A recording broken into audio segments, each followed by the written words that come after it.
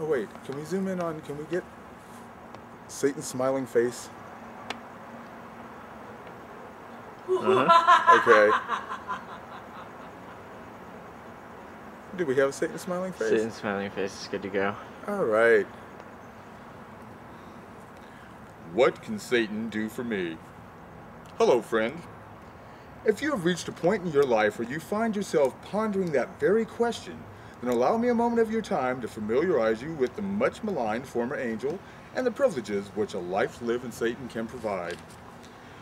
Before entering into a binding agreement, a smart businessman will take the time to get to know his future partner. So before signing this ancient parchment with your own blood, you may ask, just who is Satan? To some, Satan is a fearsome character, the embodiment of pure evil. To others, Satan is nothing more than a boogeyman, the villain in a scary story which parents tell to their kids to frighten them into doing their chores or going to church. The Bible says Satan is, quote, prince of this world, end quote. John chapter 12, verses 31, and chapter 14, verse 30. Ruler of the earth, Ephesians chapter 6, verse 12, and supremely beautiful, dazzling in his brightness, St. Peter chapter 2, verse 4. History will tell us that Satan was invented by the Jews around the 2nd century BC to fulfill the role of the bad guy in their new dualistic model of the universe. You see, before this time, the Hebrew name Satan meant only adversary. In the Hebrew Bible, it is almost always prefaced by the direct object, meaning the adversary, or in the plural, adversaries.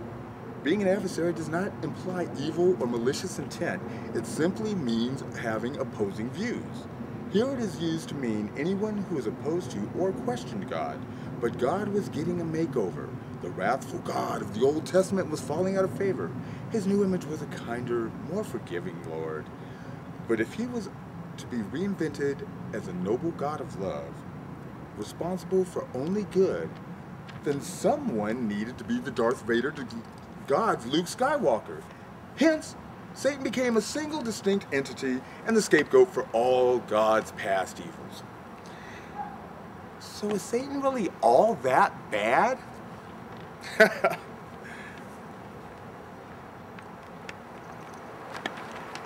In a word, no. Point of fact, Satan cannot perform any act whatsoever without God's approval. The book of Job, chapter 1, verse 6, chapter 2, verse 10. So if Satan is a bad guy, then God's decidedly worse for condoning it. But don't take my word for it. Let's open up the Bible and take a body count. God is responsible for killing 2,038,335 people in the Bible, and this only reflects specific instances where actual numbers are given. This does not include countless plagues and famines, the hate crimes at Sodom and Gomorrah, and Noah's flood. Satan, who appears only 3 times in the 45 books that make up the pre-Christian scriptures, is responsible for a total of 10 deaths, Job's 3 daughters and 7 sons. Sucks to be Job. And this only as an attempt to win a bet with God. So, in the good book, God outmurders Satan by a ratio of more than 203,800 to 1. Go God! Way to smite!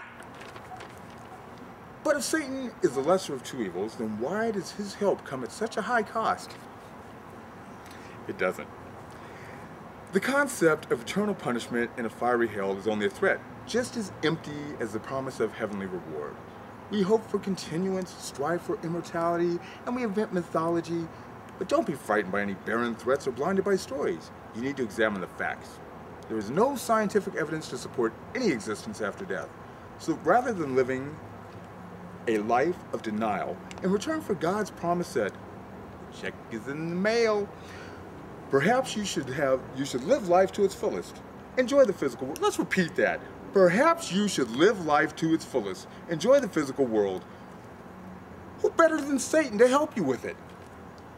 Although science can be convincing, we both know the best source of evidence is the Bible, so let's open up the good book one last time.